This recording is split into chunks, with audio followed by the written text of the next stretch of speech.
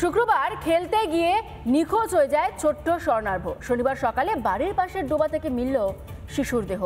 খুনের সন্দেহে উত্তেজিত জনতা প্রতিবেশী স্বামী এবং স্ত্রীকে বেধড়ক মারধর করে। গণপ্রহারে মৃত্যু হয় দুজনেরই। নদিয়ার তেহট্টের নিশ্চিন্তপুরের ঘটনায় চাঞ্চল্য ছড়িয়েছে।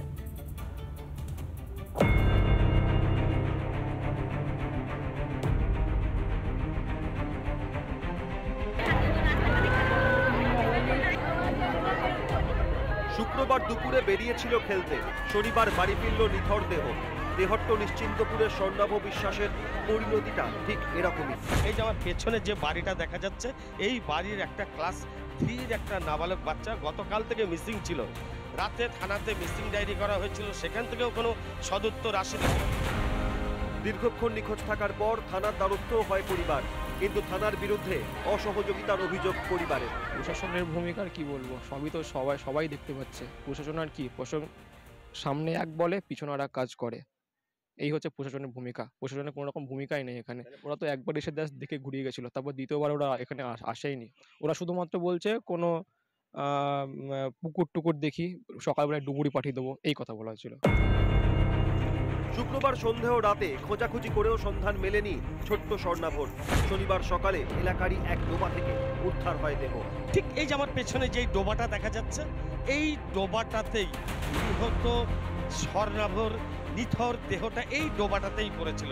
ডোবাতেই স্বর্ণাভর চটি ভাসতে দেখা যাচ্ছে, মানে এইখানেই স্বর্ণাভরকে খুন করে ফেলে গেছিল আততায়ী। দেহ উদ্ধারের পরই এলাকায় উত্তেজনা ছড়ায়। খুনের সন্দেহে প্রতিবেশী উৎপল মণ্ডলের বাড়িতে চড়াও হয় উত্তেজিত জনতা। এটা হচ্ছে স্থানীয় উৎপল মণ্ডলের বাড়ি এবং তার স্ত্রী সোমা মণ্ডল, যাদের বিরুদ্ধে অভিযোগ যে এই বাচ্চাটাকে এই দম্পতি পরিবার তারা অপহরণ করেছিল এবং অপহরণ করার পর বাড়ির পাশে একটা ডোবাতে তাকে নির্মমভাবে খুন করে পুঁতে রাখা হয়, আর যার ফলে এলাকার সাধারণ মানুষের ভেতরে চরম উত্তেজনার একটা পরিবেশ তৈরি হয়। তারপরেই শুরু হয় গণপ্রহার, আর এই গণপ্রহারেই দম্পতি গুরুতর আহত হয়। তাদের তেহট্ট মহকুমা হসপিটালে নিয়ে গেলে চিকিৎসক মৃত বলে ঘোষণা করে। বাড়িতে ভাঙচুর ও অগ্নিসংযোগেরও অভিযোগ সামনে আসছে। খবর পেয়ে ঘটনাস্থলে পৌঁছয় পুলিশ। এলাকায় বসে সিসি ক্যামেরা। এখানে সিসিটিভি ক্যামেরা লাগানো হয়েছে গোটা এলাকাটাকে নজরদারি চালানোর জন্য। এর পাশাপাশি সম্পূর্ণ এলাকাতেও কিন্তু লাগানো হয়েছে সিসিটিভি ক্যামেরা। এখনো পর্যন্ত প্রথম পর্যায়ের মধ্যে এরকম ভাবে কিছু আমরা এখনো সেখানের মধ্যে তদন্তটা ওই পর্যায়ে নিয়ে যেতে পারিনি এখনো পর্যন্ত। পিওটাকে আমরা গার্ড করেছি বেশ সহকারে। পুলিশ কুকুর দিয়ে এলাকায় চলে তল্লাশি। খুনের ছেলেকে হারিয়ে কান্নায় ভেঙেছে পরিবার। ইতিমধ্যেই দেহ ময়না তদন্তের জন্য পাঠিয়েছে পুলিশ। ময়না তদন্তের প্রাথমিক রিপোর্টে যেটা বেরিয়ে এসেছে যে বাচ্চাটাকে প্রথমে খুন করে তারপরেই জলে ফেলে দেওয়া হয়েছিল। এক টুকরি শিশুকে খুনের অভিযোগ। উত্তেজিত জনতার মারে প্রাণ গেল স্বামী ও স্ত্রীর।